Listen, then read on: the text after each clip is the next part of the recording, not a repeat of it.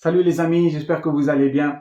Alors aujourd'hui, c'est la Pentecôte et tu pourras lire dans Actes au chapitre 2 du verset 1 à 4 où le jour de la Pentecôte, les disciples étaient tous ensemble et il y a le Saint-Esprit qui est descendu comme des feux de langue sur les disciples et ils ont été tous baptisés du Saint-Esprit et ils ont tous commencé à parler en langue.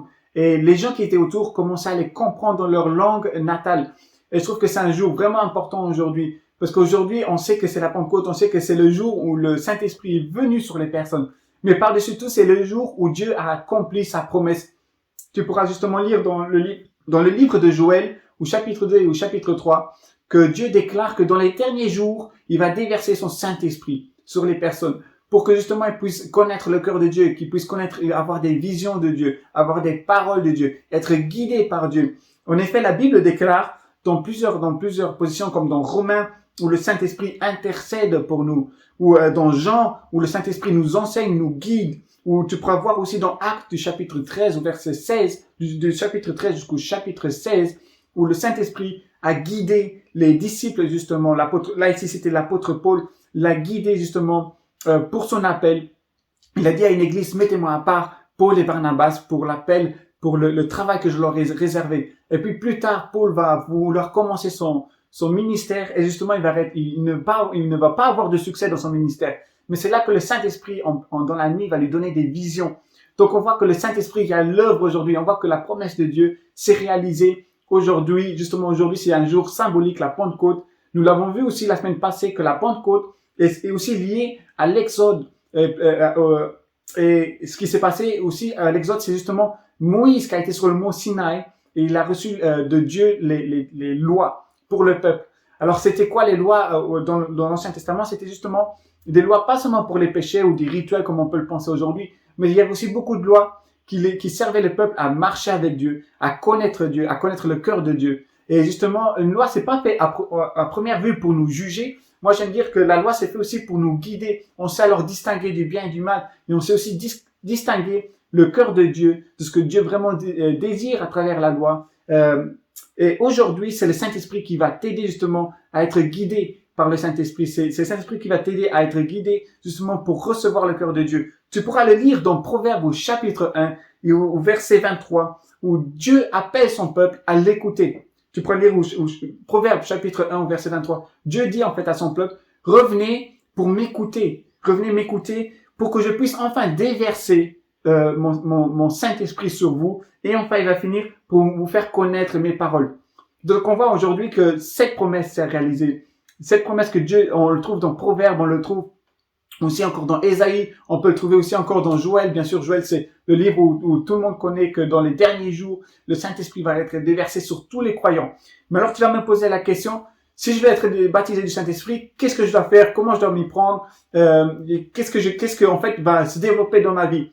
Eh ben, tout simplement, tu pourras le voir déjà à travers la vie de Jésus. Jésus n'a pas commencé son ministère avant le baptême du Saint-Esprit. Il a été bien sûr à l'école, au temple, tu pourras le lire dans Luc au chapitre 2, vers la fin du chapitre 2, où Jésus justement, il apprenait, où il grandissait en sagesse. Donc on voyait qu'il construisait déjà sa connaissance. Mais le Saint-Esprit va vraiment agir avec toi sur un côté spirituel. Et justement dans Actes au chapitre 1 et au verset 18, tu pourras lire que quand Jésus va dire à ses disciples, restez à Jérusalem, vous allez recevoir une force justement qui va venir sur vous. Il va faire allusion vraiment à la nature du Saint-Esprit. Et justement, quand tu lis le mot force, en grec, ça veut dire dynamisme. Et c'est lié à justement à dynamite, à une force explosive. Une force qui va vraiment donner des percées en fait. Là où notre capacité va se limiter, celle de la capacité de Dieu, le Saint-Esprit en toi, va donner des percées. Jésus lui-même va le déclarer devant les pharisiens et les sadducéens qui vont l'accuser de travailler avec Belzébul, donc qui était Satan, justement, de travailler avec cet esprit-là pour faire des miracles. Jésus va leur dire, non, moi, tout ce que je le fais à travers le Saint-Esprit. C'est le Saint-Esprit qui m'aide. Et tu pourras aussi lire dans Hébreux au chapitre 9 que le Saint-Esprit était présent avec Jésus jusqu'à la croix. Donc on voit que le Saint-Esprit aide justement à marcher dans l'appel, mais aussi à manifester la puissance de Dieu. Tu pourras le lire dans Marc au chapitre 16 où il est écrit que tous les croyants, tous ceux qui croient, des miracles vont les accompagner. Donc on voit que les miracles, le Saint-Esprit, la foi, tout est lié. Et c'est ce que Jésus a fait. Luc chapitre 2, Jésus a commencé déjà à fortifier sa foi, à fortifier justement ses connaissances sur la parole. Bien sûr, au temps de Jésus, il n'y avait pas le Nouveau Testament, c'était l'Ancien Testament. Et Jésus apprenait tout ce qu'il fallait apprendre de l'Ancien Testament. Par la suite, ce qui s'est passé, tu pourras le lire dans Jean, où Jean-Baptiste lui-même va dire, moi aujourd'hui je vous baptise d'eau, et c'était le baptême de repentance, mais celui-là qui vient après moi, il vous baptisera de feu. Et c'est vraiment intéressant ce que Jean-Baptiste dit, parce qu'il utilise deux fois le même mot baptême, une fois le baptême d'eau, une fois le baptême de feu qui est lié au Saint-Esprit. Alors il faut comprendre vraiment la pensée du baptême. C'est vraiment le baptême, en grec, la pensée grecque en fait, c'est une personne qui est immergée dans l'eau et ressoulevée de l'eau. Et après la pensée qui est derrière, c'est que elle est complètement transformée par cet acte. Elle est complètement transformée, elle est complètement lavée. Et justement, Jean-Baptiste ici fait bien allusion, et Jésus a suivi ce schéma, bien sûr. C'était tout d'abord ce qu'on appelle le baptême de repentance. C'était simplement ouvrir son cœur à Dieu. C'est vraiment ouvrir son cœur à Dieu. Et j'aimerais te dire déjà, ta première étape pour être baptisé du Saint-Esprit, pour te rapprocher de Dieu, c'est tout simplement le baptême de repentance, mais c'est tout simplement cet acte de repentance. Le baptême de repentance, le baptême de l'eau, est juste symbolique. Bien avant, tu dois avoir déjà la foi, tu dois déjà avoir donné ton cœur à Dieu. Et c'est ce que Dieu veut. Dieu veut que tu sois un livre ouvert. Et justement, nous l'avons lu dans Proverbes, au chapitre 1 et au verset 23, que Dieu veut ouvrir son cœur, que Dieu veut te parler. Mais est-ce que toi, tu veux ouvrir ton cœur à Dieu? Est-ce que toi, tu veux parler? On sait que dans une relation, ça va dans les deux sens, justement, et Dieu veut que tu vailles vers lui. Même si Dieu, il sait que tu veux, Dieu, il sait que tu veux le baptême du Saint-Esprit, Dieu, il sait peut-être que tu veux le servir, mais il veut tout d'abord que tu t'ouvres toi-même à lui. Il veut que tu t'ouvres par ta propre volonté, par ta foi, par ton espérance que tu as en lui. Alors, je voudrais vraiment t'encourager. La première étape, c'est tout simplement commencer cette action de repentance. C'est quoi exactement? Souvent, nous pensons que la repentance, c'est un jugement fatal de Dieu. Enfin, moi, pour ma part, moi, je pensais cela. Mais c'est pas du tout cela. Parce que Dieu a envoyé Jésus il y a 2000 ans pour tes péchés. Et il n'a pas envoyé Jésus il y a 2000 ans pour tes péchés, pour te juger par la suite et te faire mal sentir. Non, il l'a envoyé pour justement briser les péchés. C'est le sang de Jésus qui va briser tes péchés. C'est le sang de Jésus qui va te restaurer. Et il restaure l'alliance avec Dieu. Et ça, c'est important de comprendre. Ce n'est pas une position de jugement que Dieu aura envers toi sur tes repentances, mais c'est une position de brisement. Il dit, OK, viens, on oublie. Et pourquoi cela? Eh ben, nous l'avons vu aussi la semaine passée, que le Saint-Esprit est un don de Dieu et que quand tu reçois la nouvelle naissance, quand tu te répands, le Saint-Esprit vient habiter en toi parce que tu deviens un temple, c'est là où, et c'est dans le temple de l'Ancien Testament, c'est dans le temple où Dieu était toujours présent. Et tu deviens un temple, mais par-dessus tout, on l'a vu dans Ézéchiel où Dieu guérit le cœur. Dieu ne veut pas que tu aies un cœur de pierre. Pourquoi? Qu'est-ce qui se passe que nous avons un cœur de pierre? Nous sommes fermés à tout. Et je voudrais vraiment t'encourager, si tu as des problèmes dans ta vie, si tu as encore des péchés ou même des chaînes spirituelles, que tu sais que tu as certaines chaînes spirituelles sur ta vie, remets-les à Dieu, parle-en avec Dieu. Dieu veut les briser. Justement, dans Ézéchiel, on pourra lire que justement, Dieu, ce qu'il va faire, c'est qu'il va enlever ce cœur de pierre et il va mettre un cœur de chair, et ça fait représenter justement un cœur qui a des sentiments, un cœur qui est ouvert, un cœur qui bat, qui veut vivre, qui veut pas se poser, qui veut pas blesser, qui veut pas se braquer, ou rester fermé à toute parole, ou rester centré sur soi-même, mais il veut un cœur qui soit ouvert à écouter. Et ça, c'est vraiment le premier point. Et ça va vraiment t'arriver si tu commences à te repentir, à ouvrir ta vie à Dieu. Moi, j'aime vraiment cette expression quand on dit je suis un livre ouvert. Tout le monde peut lire avec moi. Et c'est ce que Dieu veut. Il veut que tu sois un livre ouvert. Il veut qu'il puisse lire dans ta vie. Il veut que tu puisses le laisser vivre, sonder ton cœur vraiment et briser le péché. Donc, premier point, c'est vraiment cette repentance. C'est vraiment montrer à Dieu que tu lui donnes la confiance. Montrer à Dieu que tu lui ouvres tes secrets, que tu lui ouvres vraiment tous les coins de ton cœur pour qu'il puisse venir sur toi. Et on a vu alors, tu vas me demander alors comment ça se passe. Dieu sait que je vais être baptisé. Alors pourquoi je dois lui parler? Pourquoi je dois demander le baptême? Eh ben, tu trouveras vraiment ce point-là.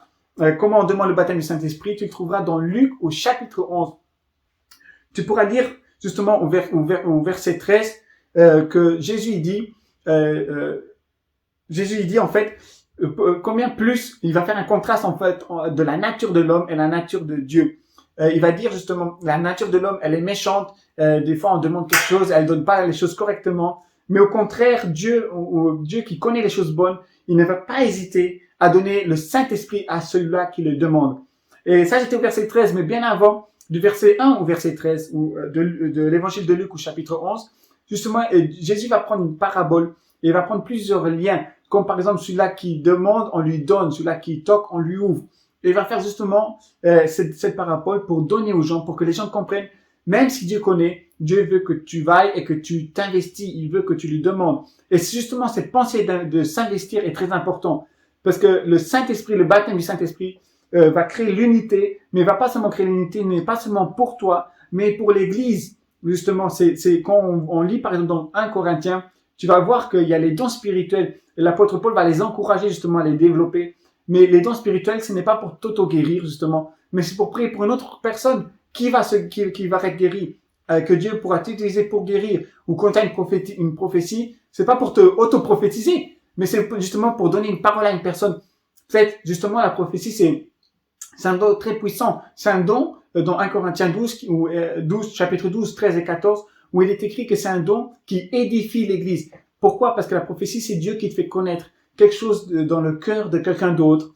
Par exemple, une personne qui prie quelque chose de secret que personne ne connaît, et il attend une réponse de Dieu. Et toi, Dieu va te donner une parole, va te donner une prophétie, tu vas chez cette personne, et tu vas lui dire, écoute, je pense que Dieu m'a fait ressentir cela, je t'ai vu vraiment prier, ou j'ai eu une image, et tu vas commencer à expliquer à cette personne, et cette personne va dire, waouh, ça c'est vraiment Dieu, ça c'est Dieu qui parle. Et cette personne, au lieu de tomber plus bas, attendre des réponses de Dieu ou d'être bloquée, elle va avoir une percée, justement, on l'a vu, Acte au chapitre 1, que voilà, elle va avoir une percée spirituelle, il va avoir vraiment une explosion, une révélation dans sa vie, vraiment une parole réma, et c'est ça vraiment la puissance du Saint-Esprit. Donc c'est vraiment l'investissement pour d'autres personnes. Et comment tu vas t'investir? Avec la foi. Et c'est la même chose pour la prière du baptême du Saint-Esprit. Je voudrais t'encourager tout simplement à commencer à prier pour le Saint-Esprit, à demander Dieu. Et justement, Jésus, dans Luc au chapitre 11, il va donner justement une clé, c'est qu'il ne faut pas arrêter de prier. Si tu demandes que tu n'as pas reçu, continue à demander. Si on ne t'a pas encore ouvert, continue à toquer justement. C'est cette persévérance. Alors pourquoi c'est important pour Dieu la persévérance? Eh ben, tout simplement, si Dieu te donne un cadeau et que tu l'abandonnes après de côté parce qu'il est trop compliqué ou c'est trop difficile à utiliser ce cadeau par exemple, ou trop difficile d'avancer avec le Saint-Esprit, tu vas le laisser de côté. Et ce sera un gâchis. Parce que tu ne pourras pas devenir une bénédiction pour d'autres personnes. Pourtant, Dieu veut que tu sois une bénédiction. Et la persévérance, c'est ce qui crée cela. C'est ce qui va créer, en fait, justement que, ok, c'est difficile, mais j'avance quand même. C'est dur, mais j'avance quand même. Et je sais que le Saint-Esprit va m'aider à des niveaux où je vais rencontrer moi-même des blocages. Le Saint-Esprit va t'aider. L'apôtre Paul lui-même l'a rencontré au début de son ministère. Tu pourras lire dans Acte 13 du chapitre 13 jusqu'au chapitre 16, où Paul, justement, il va être envoyé. Le Saint-Esprit va parler à l'église où ils ont prié et jeûné. Et le Saint-Esprit va dire, mettez-moi à part Paul et Barnabas pour le travail que je leur ai prévu. Ils m'ont mis à part. Et puis à un moment donné, Paul va commencer à sortir. Et après son baptême du Saint-Esprit, il va sortir, il va commencer à évangéliser, il va commencer à parler. Et il va essayer de rentrer dans d'autres pays. Et on pourra lire que les portes ont été fermées. Et justement, après la troisième fois, Paul va être là. Bon, qu'est-ce que je fais? Je suis baptisé du Saint-Esprit, mais j'ai des blocages partout dans ma vie. J'ai des blocages partout dans mon ministère. Qu'est-ce que je peux faire? Et c'est là, justement, vers le chapitre 16, où Paul va dormir et pendant la nuit, le Saint-Esprit va lui donner une vision. Il va lui donner une vision où est-ce qu'il doit aller et à qui il doit parler. Il va voir un Macédoine qui va dire, écoute, Paul, viens chez nous. On a besoin de toi. Et justement, c'est à ce moment-là que le ministère de Paul va vraiment exploser, va commencer à s'ouvrir. Et c'est là que Paul va commencer son ministère en Macédonie. Donc, je voudrais vraiment t'encourager.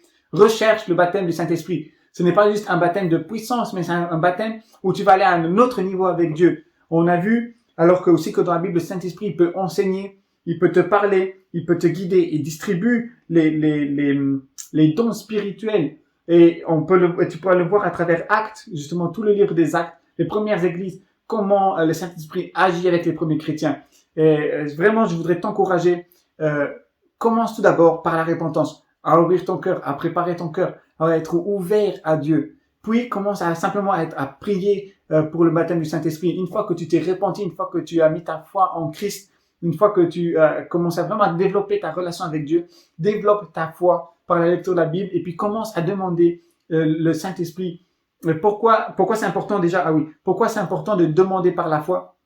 Tout simplement, la foi, c'est justement, en grec, ça veut dire pistis, et ça veut dire c'est une attente de quelque chose. Et Dieu nous voit comme des enfants, Dieu veut nous donner des cadeaux. Dieu veut nous aider et il nous voit comme des enfants. Jésus lui-même dira, quand vous demandez comme des enfants, soyez simples comme des enfants. Et c'est pas pour dire, voilà, il faut être gaga, mais c'est tout simplement pour dire, quand tu demandes, tu dois demander avec une foi qui espère, une foi qui a une attente. Comme un enfant, moi je me rappelle quand j'ai mon fils qui vient me demander quelque chose, un jouet ou quand on va au magasin, il se pose pas la question d'où vient l'argent, il se pose pas la question est-ce que papa est d'accord ou pas. Il vient tout simplement déjà demander et il vient me dire papa je voudrais avoir cette voiture.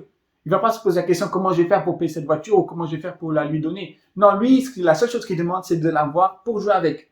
Et si je voudrais vraiment t'encourager, quand tu commences à prier le Saint-Esprit, ne commence pas à te poser tellement de questions, des fois des questions qui peuvent te remplir et te mettre des doutes. Non, demande simplement comme un enfant. Dieu t'encourage à demander comme un enfant, à simplement mettre ton cœur et à recevoir par la foi. Dieu veut te baptiser, Dieu veut te donner son Saint-Esprit. Il l'a promis. Nous l'avons vu dans Joël, nous l'avons vu dans Proverbes au chapitre 1, verset 23. Et justement, Dieu a promis son Saint-Esprit pour tous les croyants, pour tous les disciples. Et tu as besoin du Saint-Esprit dans ta vie. Tu as besoin d'aller à un autre niveau avec Dieu. Justement aussi pour commencer ton appel, mais aussi pour être encouragé dans ton appel et pour encourager et devenir une bénédiction pour d'autres personnes. Alors vraiment sur cette parole d'aujourd'hui, je te souhaite encore un bon dimanche et je voudrais vraiment t'encourager ce dimanche de Pentecôte à rechercher le Saint-Esprit dans la persévérance. Jésus va le dire, à celui-là qu'on toque, on ouvre, à celui-là qui demande, on donne. Alors vraiment, et à celui-là qui cherche, il trouve. Alors recherche le Saint-Esprit, demande-le à Dieu et surtout n'arrête pas de toquer jusqu'on te le donne, jusqu'on t'ouvre la porte pour justement recevoir le Saint-Esprit. Sois béni.